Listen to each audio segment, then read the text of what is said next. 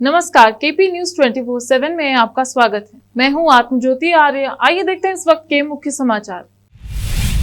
बेंगलुरु में राहुल गांधी ने कर्नाटक सरकार को देश में सबसे भ्रष्ट बताया। कांग्रेस को 150 सीटें जीतने का दिया मंत्र। कर्नाटक में हलाल मीट विक्रेता पर बजरंग दल के कार्यकर्ताओं का हमला, केस दर्ज। तेलंगाना में अब मास्क पहनना जरूरी नहीं, सरकार ने हटाई कोविड पाबंदियां। दिल्ली सीएम आवास पर हुए हमले को लेकर हाईकोर्ट ने दिल्ली पुलिस से मांगा जवाब। सीसीटीवी फुटेज संभाल कर रखने का दिया आदेश। नोएडा के एमिटी यूनिवर्सिटी में छात्रों के बीच मारपीट, सोशल मीडिया पर वीडियो वायरल।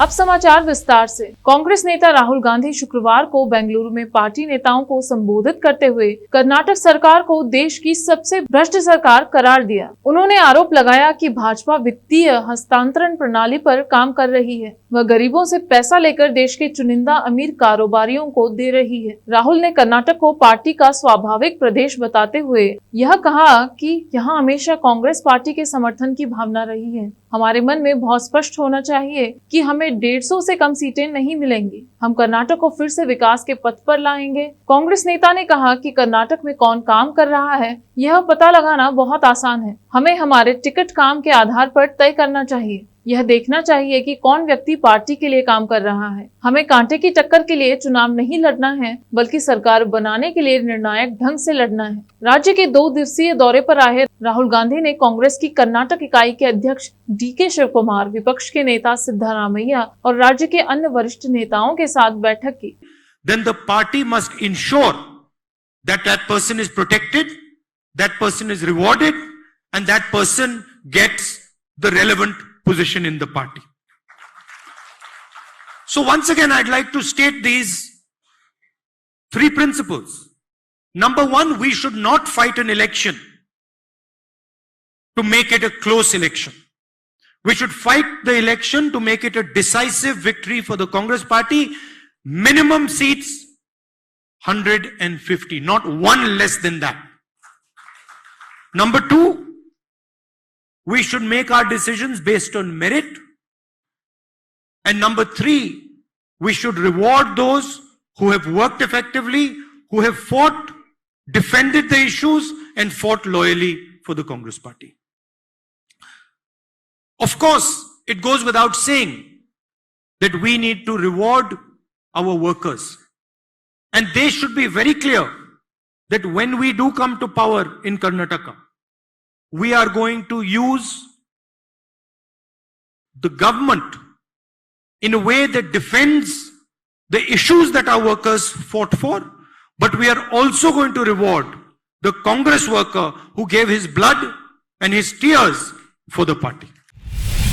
कर्नाटक के भद्रावती में बजरंग दल के कार्यकर्ताओं ने एक मुस्लिम दुकानदार पर हमला किया है। इससे एक दिन पहले ही कर्नाटक के सीएम बसवराज बोम्मई ने कहा था कि वह हलाल मीट के खिलाफ उठाई जा रही आपत्तियों पर गौर करेंगे। शिवमोगा के पुलिस अधीक्षक बीएम लक्ष्मी प्रसाद ने मीडिया से कहा कि उन्होंने इस मामले में संबंधित धाराओं के तहत प्राथमिकी दर्ज की है। शिवमोगा के एसपी ने कहा कि बजरंग दल के कार्यकर्ताओं ने पहले बहस की और फिर एक मुस्लिम विक्रेता पर हमला किया। भद्रावती के होस्माने पुलिस स्टेशन में एफआईआर दर्ज की गई है। पुलिस ने बताया कि बजरंग दल के कुछ कार्यकर्ता बुधवार दोपहर करीब 12:30 बजे होस्माने इलाके में हलाल मीट के खिलाफ प्रचार कर रहे थे। उन्होंने कथित तौर पर मुस्लिम मांस विक्रेता तौसिफ को धमकी दी।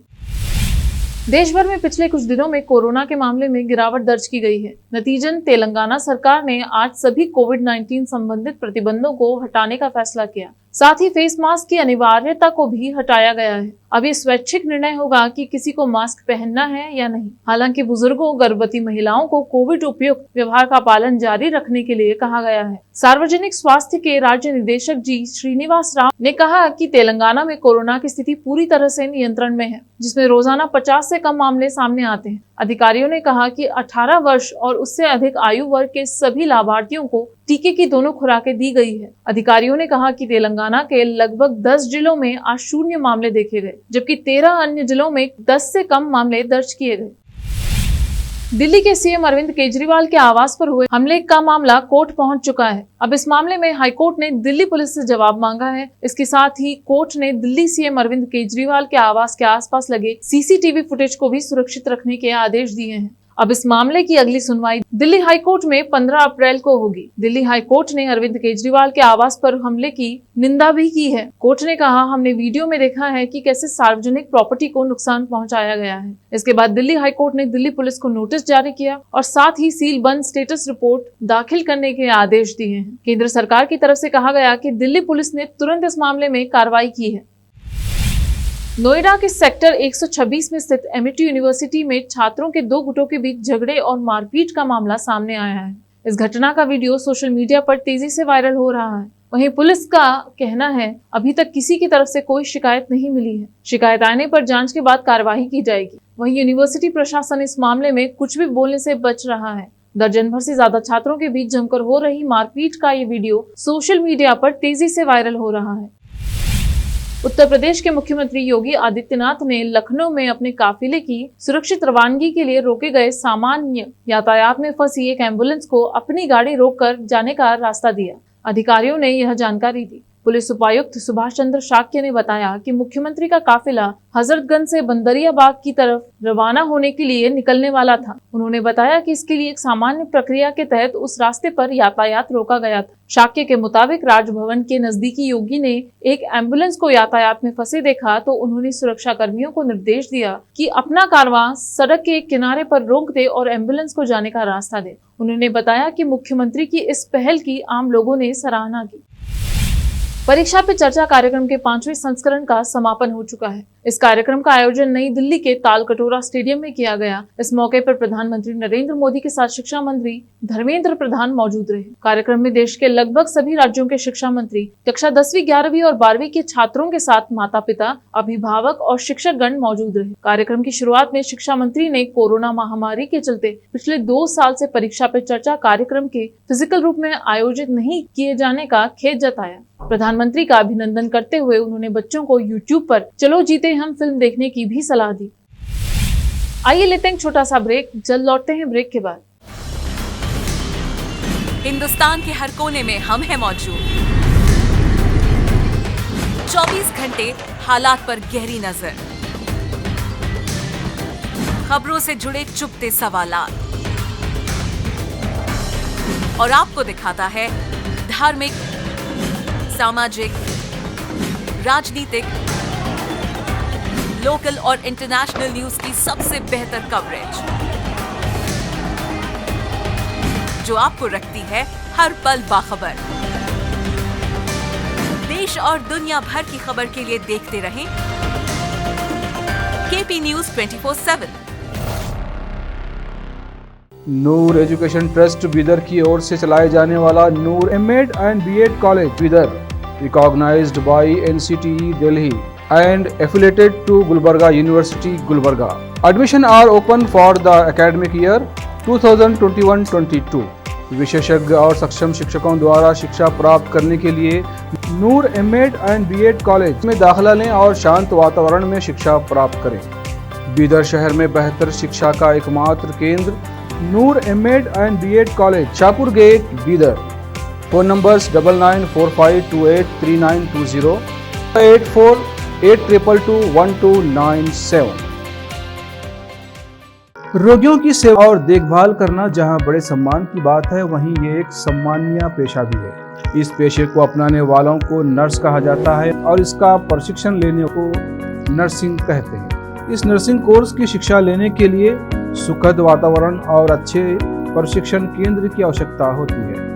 नर्सिंग कोर्स की शिक्षा देने वाला बीदर में एकमात्र केंद्र है श्री नानक झिर्रा साहेब फाउंडेशन बीदर की ओर से चलाए जाने वाला Shri Nanak Jhira Sahib college of nursing, affiliated to Rajiv Gandhi university of health science Karnataka, जहां पर विशाल क्लासरूम, बेहतर प्रयोगशाला, कम्युनिटी लैब, न्यूट्रिशन लैब, विशाल और सुखद वातावरण में नर्सिंग की शिक्षा देने की सुविधा, विशाल और सुंदर कॉन्फ्रेंस हॉल, हवादार और बड़ी सी लाइब्रेरी के साथ साथ सभी प्रकार की उपयोग की जाने वाली सामग्री के साथ एनाटॉमी लैब और एडमिनिस्ट्रेशन ऑफिस उपलब्ध है। Vice chairperson Mrs Reshma Kaur की देखरेख में चलाए जाने वाला और प्रिंसिपल मिस्टर महांतेश की निगरानी में बेहतर नर्सिंग ट्रेनिंग का एकमात्र केंद्र Shri Nanak Jhira Sahib college of nursing near Nehru stadium Bidar. Admission are open for the academic year 2021-22। Phone number 08483228272। Break के बाद आपका स्वागत है। आइए देखते हैं अन्य समाचार। 1 अप्रैल से वित्त वर्ष बदलने के साथ ही आम लोगों का बजट भी बिगड़ गया है।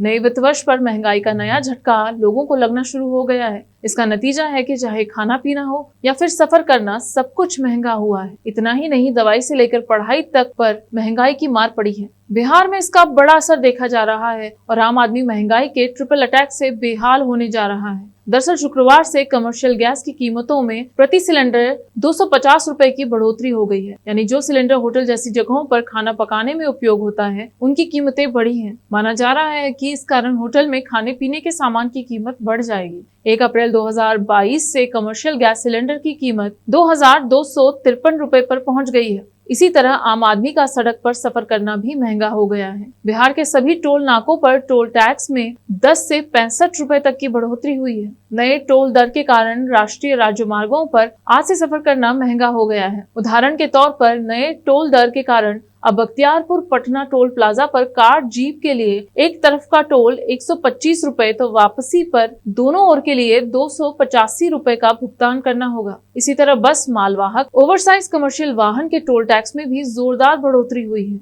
इन सब का सीधा असर होगा कि आम आदमी को सफर करने के लिए अब ज्यादा भुगतान करना होगा। साथ ही उनकी माल ढुलाई का खर्चा भी ज्यादा लगेगा। नए वित्त वर्ष के शुरू होने के साथ ही इस बार देश में करीब 800 दवाइयों की कीमत में बढ़ोतरी हुई है।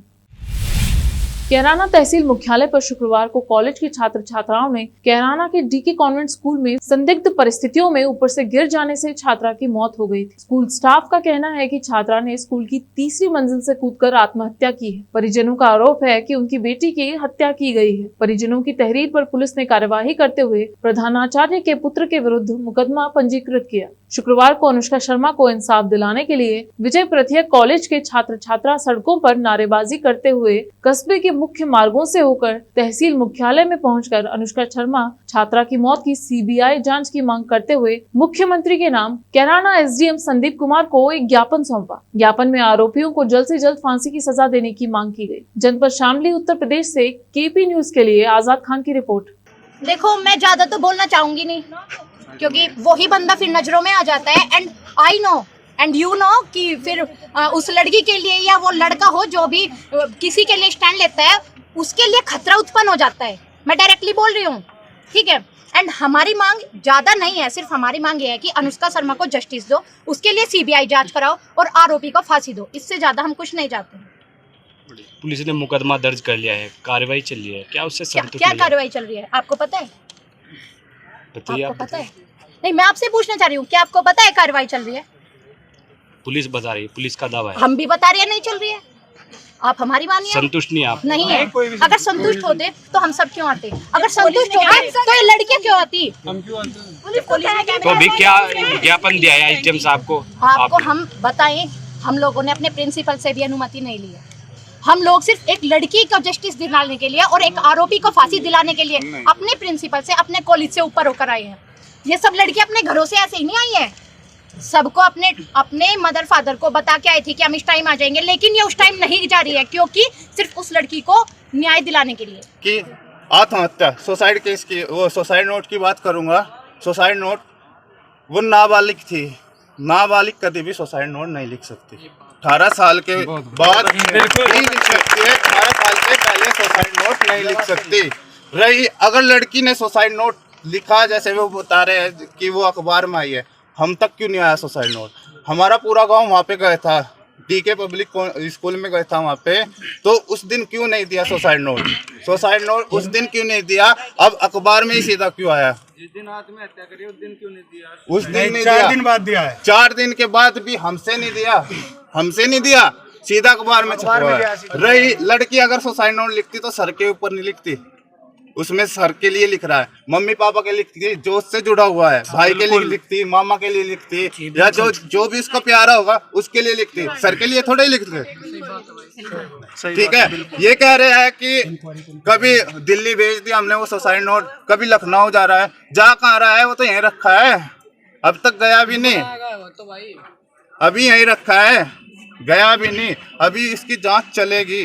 यानी कि 6 दिन हो लिए, उन्हें कोई भी कार्रवाई नहीं की, एक्शन कुछ नहीं ले रखा है। हम संतुष्ट हो सकते थे अगर फुटेज में वो ऊपर से गिरती हुई दिखती। जब कॉलेज में कैमरे मौजूद हैं तो उसमें फुटेज नहीं है उसके गिरने की, चोट के निशान नहीं है, सिर्फ ऊपर की नहीं है, जब जाने ऊपर की। गई थी, चोट की निशान नहीं है। अगर इंसान ऊपर से गिरता है तो चोट तो लगती है उसको, चोट की निशान नहीं, गले पे मारा हुआ है सर, तो फिर उसको खुद सर मैं लड़की का भाई हूँ, ठीक है सर। जब 26 तारीख में मरी थी ना, मतलब सुसाइड जो भी किया उसने, मतलब किया नहीं है भाई, नहीं किया है, हत्या की गई है, मेरी हत्या की गई है भाई, हत्या की गई है। तो उस दिन मैं गया था कॉलेज में, ठीक है, टीचरों ने बोला था कि हमारे पास सब फोटो है, सब चीज है, डाटा सब चीज है। तो मैं गया था वहाँ पे और मेरे जो भाई थे, रिश्तेदार थे, सब गए थे। तो वहाँ पे कोई सबूत नहीं मिला जो सुसाइड का हो, ठीक है। वो मतलब हत्या कर दी गई, उसके जूते अलग पाए, उसकी कोई फोटो नहीं है, ठीक है। वहाँ पे ना ब्लड है ना गिरने की जगह है, मतलब जैसे वो छत से गिरी हो, बीच में गिरती, ठीक है, वो ऐसे है, भगाई गई वहाँ से, ठीक है। उसमें है जो लड़का है, उस राजकुमार का लड़का है, साफ सीधे नाम ले रहा हूँ, आदित्य, ठीक है, उस पर कार्रवाई की जाए, क्योंकि उसने पहले भी करी है ऐसी प्रॉब्लम स्कूल में, लड़कियों के साथ भी और टीचरों के साथ भी। कहते हैं पढ़ने लिखने की कोई उम्र नहीं होती, जब दिल किया उठा ली किताब और कलम। कुछ इसी तरह की कहानी हरियाणा के भिवानी जिले में देखने को मिली है। आज हम आपको भिवानी के एक ऐसे बाबा से मिलवाएंगे जो रात को तपस्या करते हैं और दिन में परीक्षा देते हैं। खास बात यह है कि वह तपस्या की तरफ परीक्षा भी खड़े खड़े देते हैं। नाम है संत सुरेंद्र सिंह। संत सुरेंद्र सिंह भिवानी नगर की सुख समृद्धि शांति तरक्की और उन्नति के लिए 41 दिन की खड़े खड़े तपस्या कर रहे हैं, लेकिन इनके हाथ में किताब भी है। हरियाणा विद्यालय शिक्षा बोर्ड की 10वीं कक्षा की पढ़ाई कर रहे हैं। दरअसल बाबा 10वीं की ओपन की परीक्षा की तैयारी के लिए पढ़ रहे हैं। बाबा का परीक्षा केंद्र Pandit Sitaram girls senior secondary school में तपस्वी संत की परीक्षा को लेकर व्यवस्था की गई है। संत सुरेंद्र सिंह का कहना है कि कई साल पहले टीवी पर इंटरव्यू के दौरान उनसे उनकी पढ़ाई के बारे में पूछा तो उनके मन में ये बात बहुत खटक गई। इसके बाद उन्होंने पढ़ने की ठानी। संत ने कहा कि वो नगर की खुशहाली के लिए तपस्या कर रहे हैं और मेरिट पाने के लिए पढ़ाई। उन्होंने बताया कि वो चाहते हैं कि उन्हें पढ़ता देख बच्चों में पढ़ाई के प्रति जिज्ञासा बढ़े। संत के साथ स्टूडेंट बने सुरेंद्र सिंह का मानना है कि आध्यात्मिक ज्ञान के साथ स्कूली शिक्षा भी जरूरी है। सेंटर में क्लासरूम में एग्जाम देने के लिए लेक्चर स्टैंड की व्यवस्था की गई है। इसके लिए उन्होंने स्कूल का भी आभार जताया। ऐसे में बाबा की मेरिट का तो रिजल्ट आने पर पता चलेगा, पर इतना जरूर है कि ये संत शिक्षा की अहमियत का संदेश जरूर दे रहे हैं। जल्द ही कई रिहायशी सेक्टर के नाम बदले जाएंगे। यह सभी सेक्टर ग्रेटर नोएडा के हैं। जिन सेक्टर के नाम बदले जाएंगे उन्हें नए नाम की शक्ल में नंबर दिए जाएंगे। इस संबंध में ग्रेटर नोएडा अथॉरिटी ने हाल ही एक मीटिंग की है। मीटिंग के दौरान एक कमेटी का गठन भी किया गया है। यह कमेटी सेक्टर के नाम बदलने के मामले में आम आदमी से भी इस बारे में सुझाव लेगी। कमेटी की रिपोर्ट के बाद ही सेक्टर के नाम बदलने पर ग्रेटर नोएडा अथॉरिटी अपनी मुहर लगाएगी। अक्सर अपने ड्रेसिंग सेंस की वजह से खबरों में छाई रहती हैं। वह अक्सर ही अपने अतरंगी और रिवीलिंग कपड़ों को लेकर ट्रोल होती रहती हैं। हालांकि वह हमेशा लोगों की इन बातों को इग्नोर कर वही पहनना पसंद करती हैं जो उनके दिल को भाता है। हाल ही में सुजैन खान की बहन फराह खान अली ने उर्फी के ड्रेसिंग सेंस पर कमेंट करते हुए उनके स्टाइल को घटिया कहा था, जिसका उर्फी ने मुंहतोड़ जवाब दिया। अब इस मामले पर टीवी एक्ट्रेस कश्मीरा शाह ने रिएक्शन देते हुए फराह का सपोर्ट किया और उर्फी को पहचानने से इनकार दी है। कश्मीरा शाह ने पहली नजर में उर्फी के बारे में बात करने से इनकार कर दी। रिपोर्ट के अनुसार कश्मीरा ने कहा वो उन लोगों के बारे में बात नहीं करना चाहती जो केवल इंस्टाग्राम पर फेमस है, जिसके पास कोई काम नहीं है, जो लोग सिर्फ स्पॉट होकर अपना करियर बना रहे हैं। वे मेरे करियर दिमाग वाले लोगों के रोस्टर में नहीं है। आखिर में फिर एक बार देखते हैं मुख्य समाचार। बेंगलुरु में राहुल गांधी ने कर्नाटक सरकार को देश में सबसे भ्रष्ट बताया। कांग्रेस को 150 सीटें जीतने का दिया मंत्र। कर्नाटक में हलाल मीट विक्रेता पर बजरंग दल के कार्यकर्ताओं का हमला, केस दर्ज।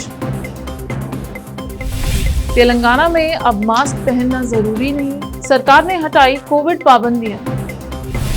दिल्ली सीएम आवास पर हुए हमले को लेकर हाईकोर्ट ने दिल्ली पुलिस से मांगा जवाब। सीसीटीवी फुटेज संभाल कर रखने का दिया आदेश। नोएडा के एमिटी यूनिवर्सिटी में छात्रों के बीच मारपीट, सोशल मीडिया पर वीडियो वायरल।